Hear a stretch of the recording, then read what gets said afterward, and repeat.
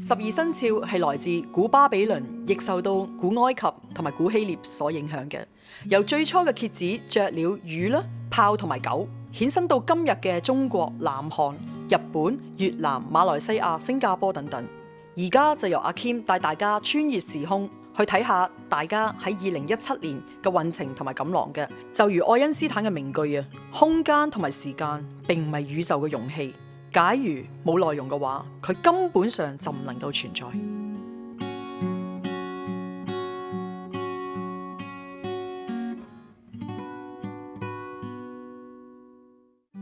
屬蛇嘅朋友喺2017年，你嘅運氣啊係不過不失嘅，但係需要留意你嘅健康，尤其是咧係受到工作啊同埋經濟上嘅壓力咧，而導致到咧健康出現問題嘅，亦都要小心咧處理咧與女上司啦、女同事啦、女客人嘅關係嘅。